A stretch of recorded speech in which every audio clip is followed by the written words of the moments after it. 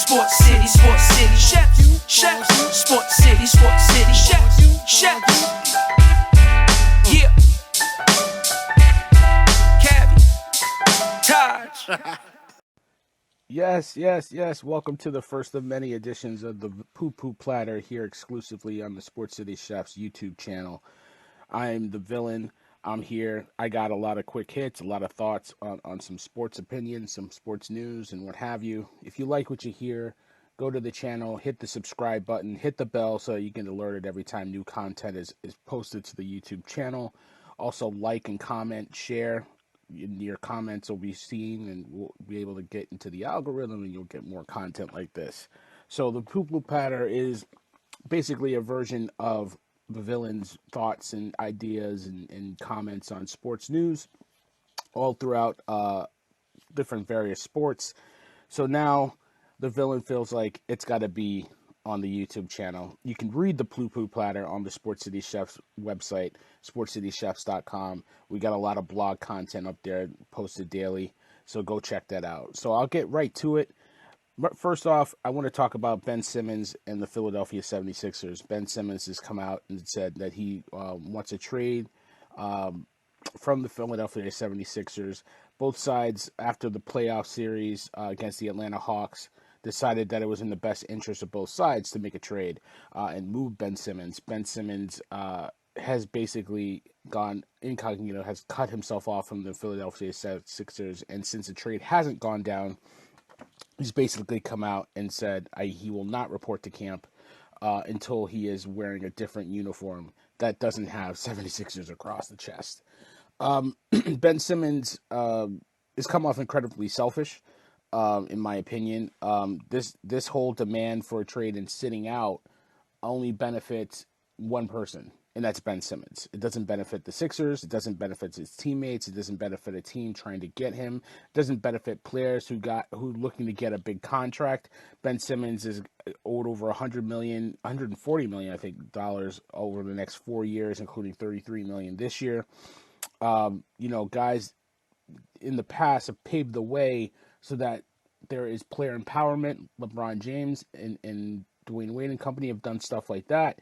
Players like Michael Jordan and Kobe Bryant and Shaquille O'Neal, et cetera, et cetera, et cetera. Even Magic Johnson, who signed that, I think it was a 20-year, $20 million contract, which was unheard of back then, paved the way for Ben Simmons and players like him after him to make the kind of money that they're making right now. So for Ben Simmons to come out and say, no, I'm going to leave that money on the table and not report to camp, it's basically saying to the league and to ownership, well, why am I going to pay these guys this money, especially early in their career when they haven't proven anything? You're going to now start to see, I bet, a rookie salary cap like the NFL has because of stuff like this. Ben Simmons should get traded. I mean, I think he's worn out his welcome in Philadelphia. The Philadelphia fans are hard on him, but they're fair. If you work hard, they'll love you. Allen Iverson is the prime example of that. Much maligned in the press for a lot of things he's done, but he's a godson in Philadelphia. They love him there. So Ben Simmons could be in that same ilk if he showed any kind of progress. I think in the offseason, I don't know what he's done. I'm not there sitting with him. But, I mean, at this point in your game, Charles Barkley and others have pointed it out. Like, you should be able to go out and get better.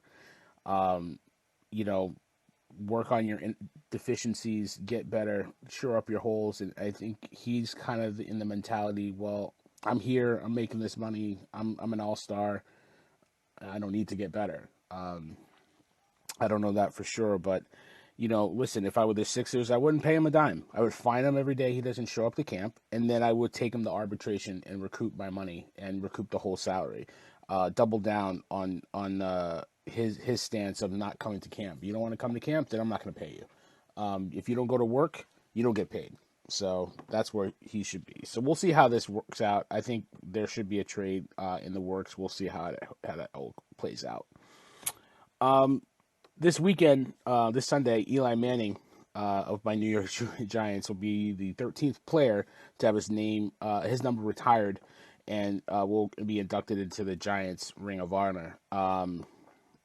Eli Manning's been retired for 2 years. And arguably the greatest quarterback not only in Giants history but probably New York sports.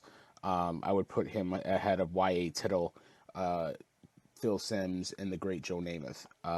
His passing numbers and what have you just obliterate anybody behind him. Eli played 16 years in New York. His first 8 years, he was 69-50, had 2 Super Bowl rings, 2 Super Bowl MVPs. Was on track to be a Hall of Famer. But his last 8 years, I don't know. You're talking about a record of 48-67. Only one playoff appearance. That was a loss to the Green Bay Packers with that infamous boat trip. And an unceremonious benching that was undeserved and it got people fired. Um, you know, the question is he a Hall of Famer? I mean, Eli Manning, you could argue, was never maybe an elite quarterback throughout in his prime. Went to 4 Pro Bowls, All Pro once. But then when you look at the quarterbacks that he was constantly playing behind, Tom Brady, Peyton Manning, Drew Brees, Ben Roethlisberger, Phil Rivers. I mean, does he belong in that conversation? Probably on the fringe. I think, you look at Eli Manning's his numbers. He's top 10 in passing yards, top 10 in passing attempts. The league, he's right at or above league averages for his career. I mean, I broke down his stats. His career completion percentage is over 60%. The league average is about 61. His yards per completion is 11.6. The NFL average is 11.5. He averaged 241.6 passing yards per game. The average is 239.4. His touchdown rate was 4.49. NFL average was 4.30. So he's like right there. He's like right there. You know what I mean? So I think, honestly, the numbers, you can't argue with the numbers, even though it's a passing league and people pass more. That's the argument I always get. The eyeball test, 2 Super Bowls, 2 MVPs, only 6 people have done that in their careers. He's got a 500 record in the regular season. Only person that gets a win-loss record are quarterbacks. I guess everybody, all 21 other players, don't really factor into wins and losses, right? But you know what? He's borderline, but I think the Super Bowls push him in. He's a Hall of Famer, no question about it. The Yankees opened their series with a convincing 8-3 win in Boston against the Red Sox with the putrid yellow jerseys. I talked to a friend of mine in the Boston, up in New England, and I was like, "What is this?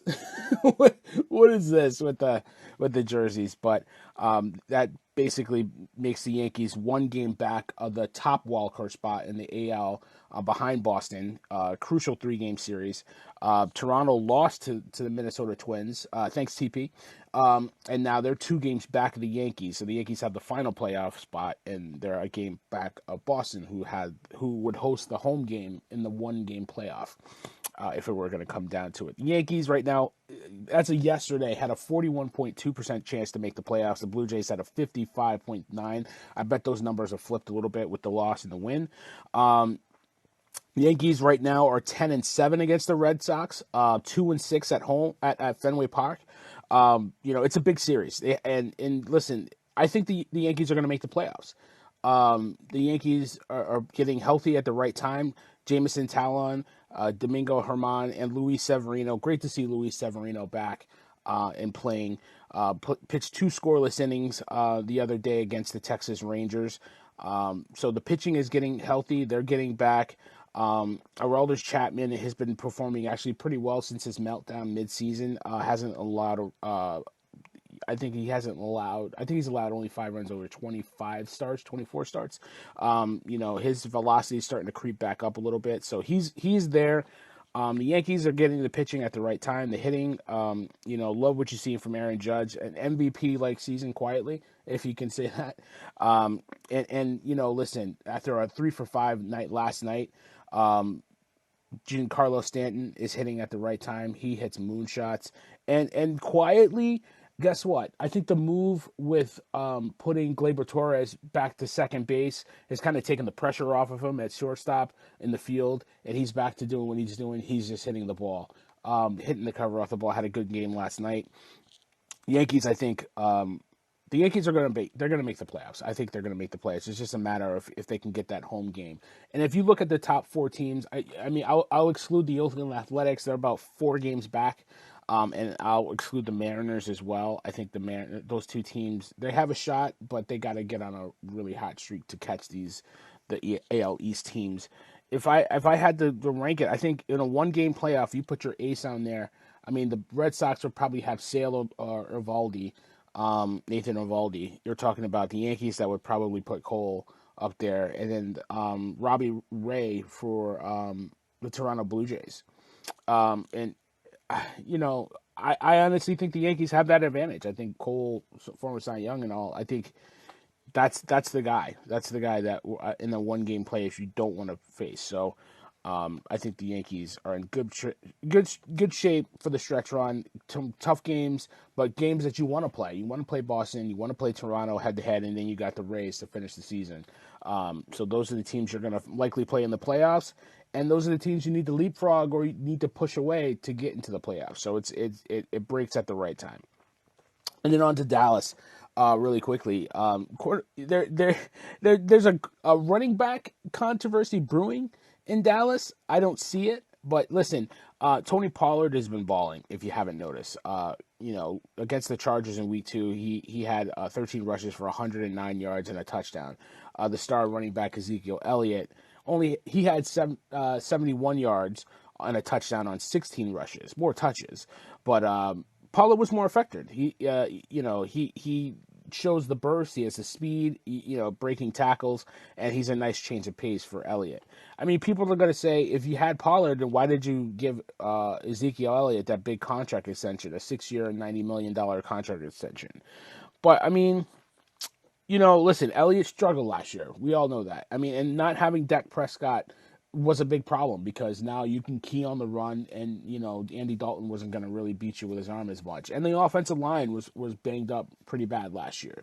But, Elliott normally gets about 5 yards a carry. Last year he only got 4. And I think that was the first season he didn't crack 1,000 yards. So it was a big factor in now Pollard coming in and being that great change of pace and now you're seeing him be a little bit more effective and you're having the questions. Listen, 2 running backs is better than 1. There's a lot of teams that, struggle to find 1 running back. So, I mean, having both these guys in the fold only makes them better. I mean, you're talking about, honestly, a change of pace back that's going to keep Elliott fresh, especially in the fourth quarter when you want to wear defenses down.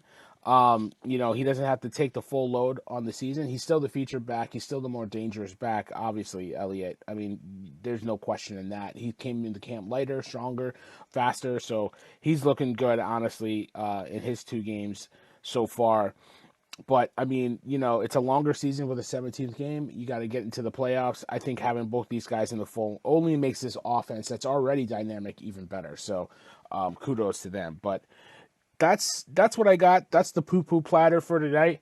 Check us out on SportCityChefs.com, the blogs, the interviews, the podcast. We got shows all week. We should have the college tailgate coming up soon.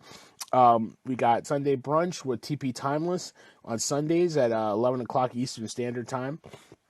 We also have the NFL Free-For-All with Ben Simmons and myself, the villain, on Tuesdays, and then the Callers Cookout on Wednesdays at 9 o'clock Eastern Time, and the Baseball Buffet. So we got content all week. If you don't know, now you know. Thanks for listening. Like I said, subscribe, like, comment, share, do what you got to do. We got more content coming for you. Talk to you soon, peeps. Sports City Chefs, Sports City Chefs. Yeah. Cabby, Taj.